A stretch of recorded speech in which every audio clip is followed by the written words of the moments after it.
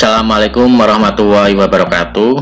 Pada kesempatan kali ini kita akan membahas bagaimana menganalisis komparatif menggunakan uji Mann-Whitney. Oke, kali ini kita akan ditemani oleh partner saya, Mbak Google. Bisa tolong diputarkan intronya? Baiklah, saya putarkan.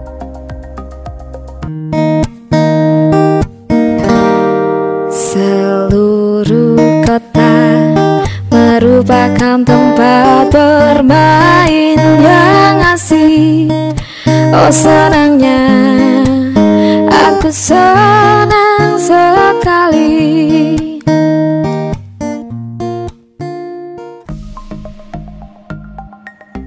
Baiklah, sebelum kita mulai ke praktek, kita mengenal dulu ya, apa itu uji Mann-Whitney. Baiklah, Mbak Google, bisa minta tolong dijelaskan? Uji Mann-Whitney merupakan salah satu uji statistik non-parametrik yang digunakan untuk uji sampel bebas atau independen yang berjumlah 2 sampel, serta keduanya tidak saling berhubungan satu dengan yang lainnya. Mann-Whitney sering digunakan sebagai uji alternatif apabila syarat uji T tidak berpasangan tidak terpenuhi. Baik, terima kasih. Jadi uji Mann-Whitney ini merupakan salah satu uji statistik non-parametrik yang biasanya sering digunakan sebagai uji alternatif apabila syarat uji T tidak berpasangan tidak terpenuhi. Contohnya, misalkan ada seorang peneliti ingin mengetahui perbedaan motivasi kerja petugas kesehatan antara laki-laki dan perempuan.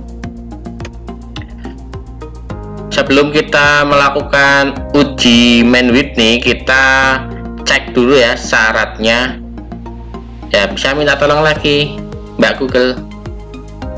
Syarat uji Mann-Whitney. Yang pertama, data tidak berdistribusi normal.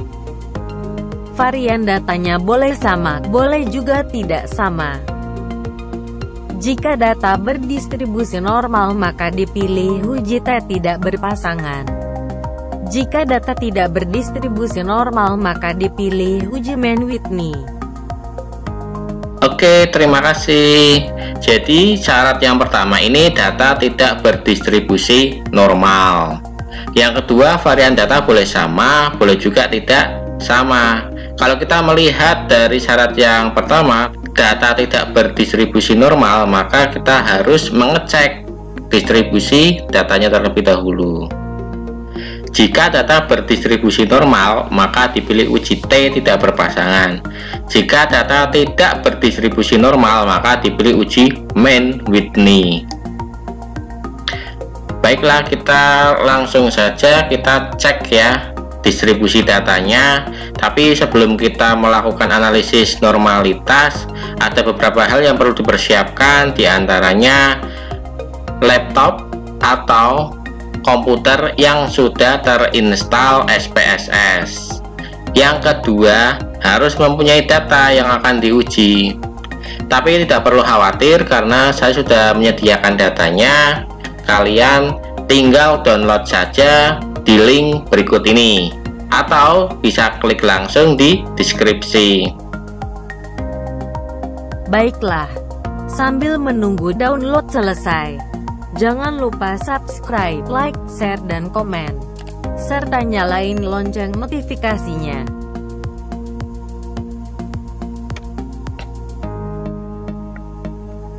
Baiklah, kita mulai saja untuk uji normalitas datanya. Mbak Google, bisa minta tolong untuk langkah-langkahnya? Langkah-langkah melakukan uji normalitas data. Langkah yang pertama, klik Analyze, pilih Deskriptif Statistik, kemudian pilih Explore. Langkah kedua, masukkan variabel yang akan diuji ke dependent list. Langkah ketiga, pilih Bot pada display. Langkah keempat, aktifkan kotak plots, aktifkan faktor levels to getter pada box plots, aktifkan histogram pada deskriptif dan aktifkan normality plots with test. Langkah terakhir, klik continue, kemudian klik OK.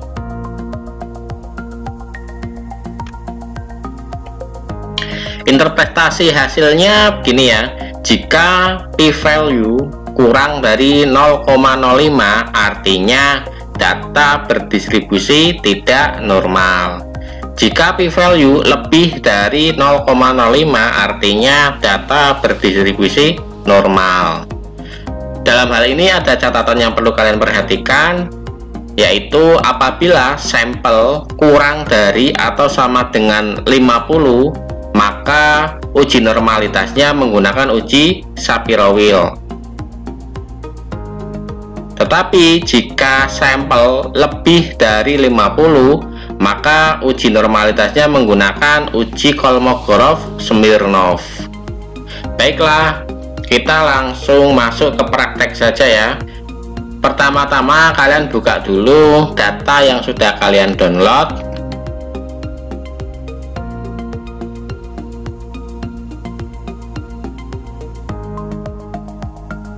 Kemudian buka juga SPSS yang masih kosong ya.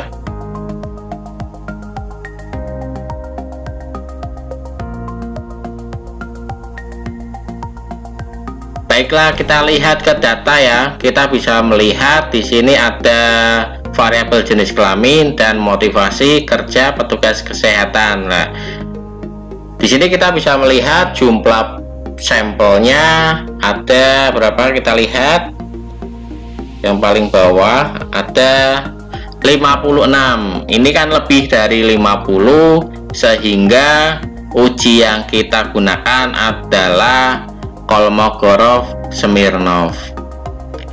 Baik, kita langsung praktek saja. Kita copy dulu data yang ada di Excel.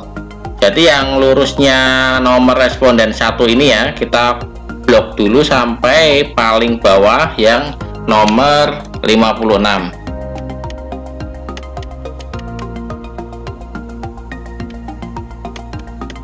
Kita copy, lalu kita pastekan di SPSS.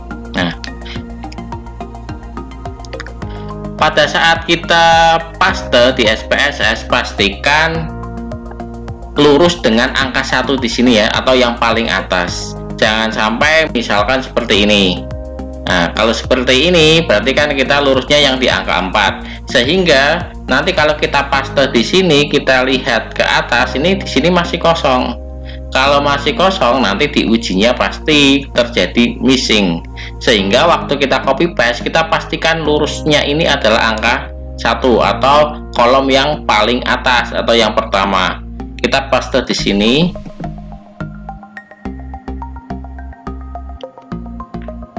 Nah, di sini kan datanya masih kasar nih. Kita bisa mengedit di variabel view. Kita klik variabel view.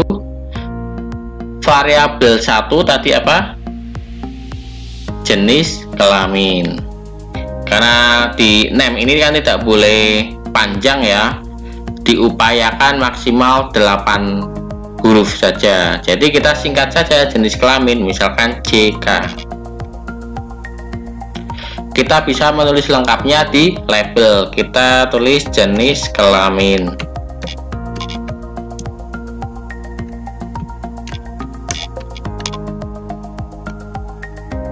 Angka desimalnya kita nolkan.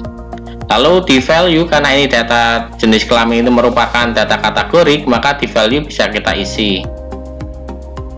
Value tadi 1 itu laki-laki, 2 perempuan. Jadi kita tulis value-nya 1, labelnya laki-laki. Lalu kita add. Yang kedua, kita tulis value-nya 2, labelnya perempuan. Lalu kita add lagi. Kemudian kita Oke. Lalu variabel yang kedua tadi apa? Motivasi kerja. Berarti kita tulis saja motivasi.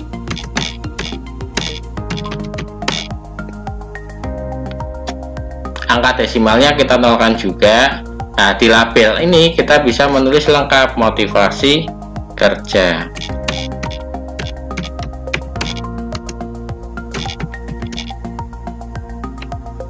Karena modifikasi kerja ini data numerik, jadi di value-nya tidak perlu kita isi. Setelah kita edit, kita bisa kembali lagi ke data view untuk melihatnya ya. Kita bisa klik di value label untuk mengecek misalkan ya, ini ya tadi yang satu-satu ini jadi laki-laki, yang dua perempuan. Oke, kita bisa langsung melakukan uji normalitas data dengan langkah-langkah seperti yang sudah dijelaskan oleh Mbak Google. Baiklah, kita langsung coba ya. Yang pertama, kita klik analyze, lalu pilih descriptive statistik, lalu kita pilih explore.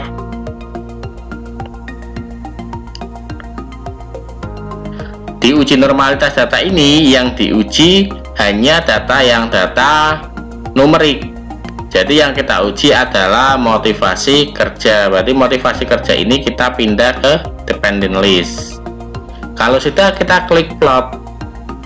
Nah, ini kita centang atau kita klik yang di faktor, terus di histogram, dan yang di normality plot with test. Kemudian kita klik continue, lalu langsung saja kita oke.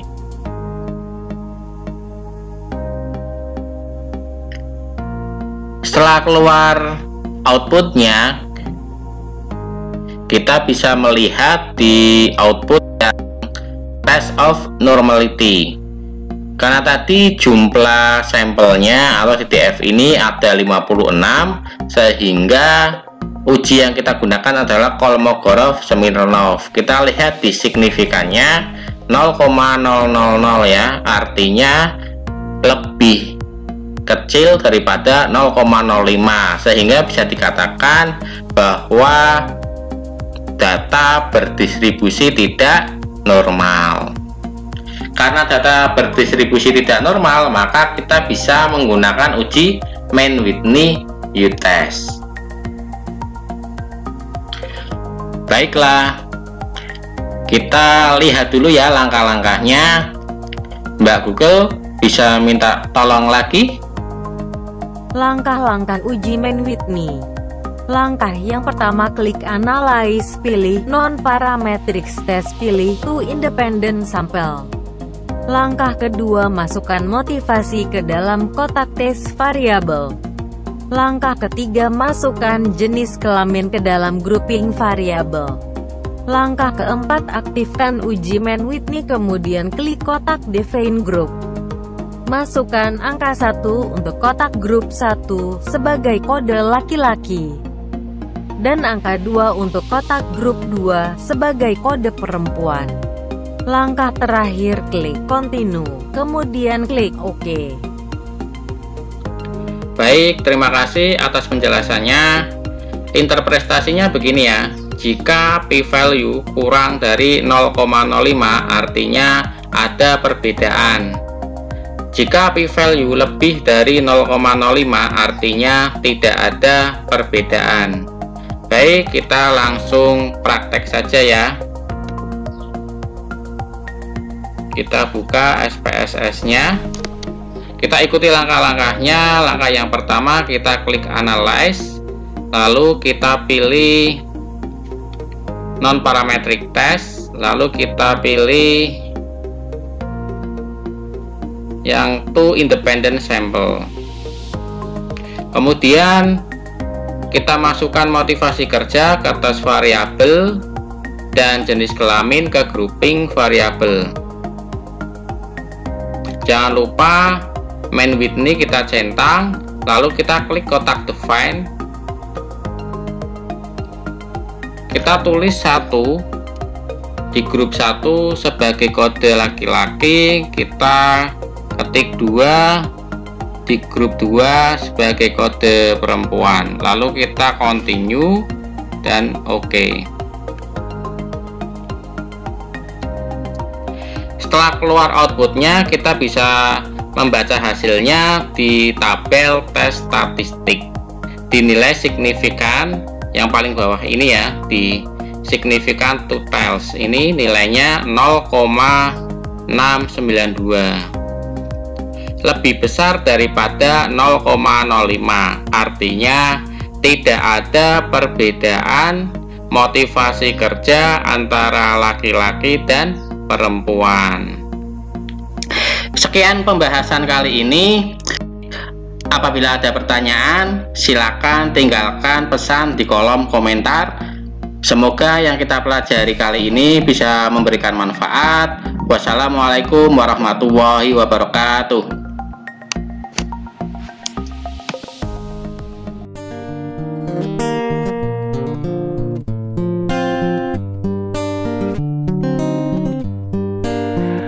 Apapun mereka bilang, tekadku takkan hilang. Jalanku masih panjang, garis akhir yang ku pandang.